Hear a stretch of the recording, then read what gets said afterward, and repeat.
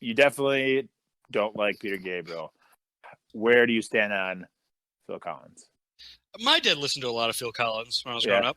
Okay. And I would say I listened to more Genesis than Phil Collins because my dad listened to more Genesis.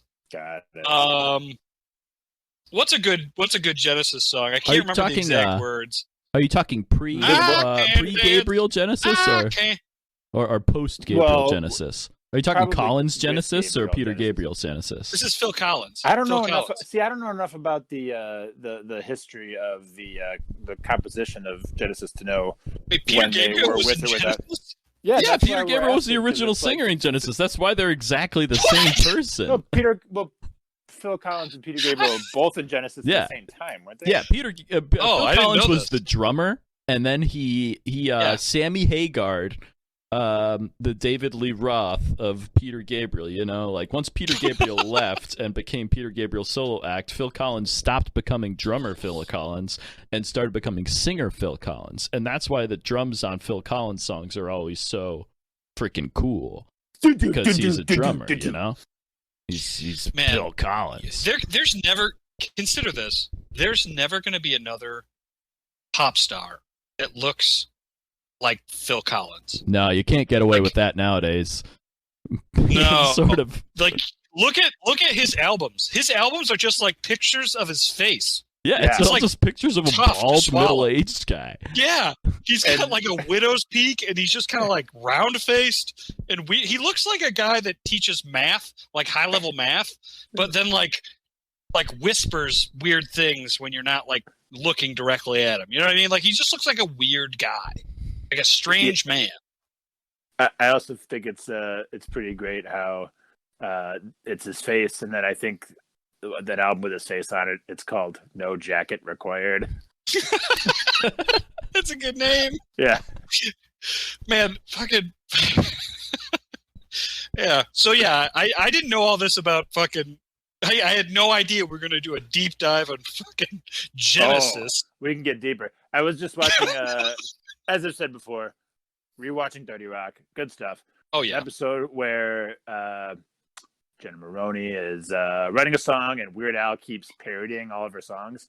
So she's like, I need to write a song that's unparodyable. And then Tracy's like, what do you think Phil Collins was trying to do with Susudio? God, fuck that song. Oh, it's a great song. Fuck you, Pat. But I think that's what he was trying to do. He was trying to not get Weird Al to make a funny version of his song. Because what can you do with Susudio? No, man. I was so mad. I looked up the lyrics to Susudio, and I thought it was about a girl named Sue Sudio, right? But it's not spelled that way. It's one word. No, it's one word. Yeah. And it's nonsense. And he literally was like, he put it in as a placeholder and then never fixed it. So like we make fun of Nate for like coming in with like weak shit, right? We get after him pretty hard, but he's just like, here's a right? We hate that, right? When he doesn't bring the effort. This motherfucker hit like a #1 chart-topping hit with a placeholder in the main, like it's the most important lyrics. It's the chorus. Studio. It's not words. It's fucking wild, man. This is what I'm saying. The bar is low. Hey, you need to be making up gibberish. People will connect with gibberish because they'll just put whatever they want in there, dude. Studio. Studio. That's cathartic, though. Yeah, because it's like, if I could say the word, so he's like building up to like, I'm going to say something to you. But it was just the first thing he wrote down. He was like, oh, I have to have this album written by tomorrow. Pretty good. Pretty good impression. Oh, man. Is he saying if I could say the word? Is that what he's saying? I thought it was less like something sail away or, more nonsense. If I could say the word. Oh, if I could sail the world? Maybe if it's... if I could say the word. I think it's kind of meta. That's another reason I don't like it. I don't like songs that reference that they're songs. I kind of don't like that. But, yeah. Well, it's gibberish, and it's not... Yeah, well, I like Phil Collins. I like what you're saying about how him being just ghastly looking, and I just like it. Just makes me feel that literally anyone can be famous. Yeah, if you find the right way to do it. So Phil that's what we're trying to do here. That's what we're trying to do here, Pat. Make hits. Yeah, Phil absolutely. Collins made a whole bunch of lemonade with, I don't know, split peas.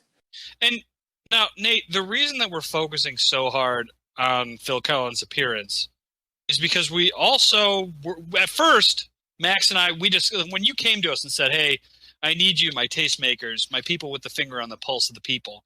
I need you to help me inspire me to make a song." And Max and I had an aside. We said, "I don't know, he's pretty ugly. Do we do this? He's very ugly. Do we do this?" And Max said, "Phil Collins is ugly too." And I was like, "Say no more." And then we came right back, and we're in. We've agreed. I also said, if Milli Vanilli can do it, we can. Yeah, do it. Right. And I agree with that too. Yeah. Milli Vanilli doesn't even have a voice. Have you seen the original Milli Vanilli? No. Yeah, they're hideous. It's like the Elephant Man. But they found two the guys that, handsome Rob and Fab, and man, that was a hit. Baby. This is a good idea. This is a good idea. If we ever make a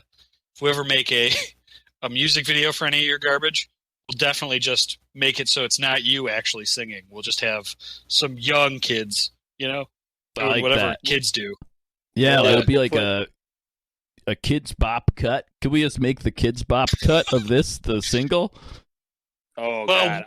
Kidz Bop and Tony would be fantastic. Oh, yeah. Man. Those kids would have stark realizations about their life. They just think they're singing songs for infomercials, but no. They're tapping into their futures of becoming strip club DJs. Oh yeah. Well, guys, and also there's another example. We hit Phil Collins pretty hard. But Phil Collins is very talented. We've made fun of how he just doesn't care about lyrics and how he doesn't care about how he looks. But I will say this: that he's very, very talented. Immensely he knows how to write a song. Yeah, that's the thing that we should consider. But here, on this other side, Kidz Bop. I mean, Kidz Bop. I remember watching a video as a kid for Kidz Bop and being like, who would buy this? And why would they buy it? And I think dads trying to buy cool stuff for their kids. This is what kids like. Other kids singing. Yeah, I never wanted that. I listened to other kids singing. When I was a kid, I listened to other kids singing. And I said, I'd rather have an adult do that. This kid's bad at this. He's also garbage at rhythm sticks and recorder. This is terrible. This kid loves terrible music. He plays it all the time. That's all he does. Have you ever heard the Kidz Bop? It's probably not real. It's probably just a joke, but I heard it once. The Kidz Bop of that Lil Wayne song, Lollipop. That can't be real. I don't think it is, but it sounds great. It's just like kids. Shorty wanna fuck. Well, we can really. It's just we can point out exactly who Kidz Bop is for. We all know Kidz Bop is just for adult creepers. Yes. Oh, you're talking chomos, dude? All right, this is all getting cut. All right, and then bumper music hits.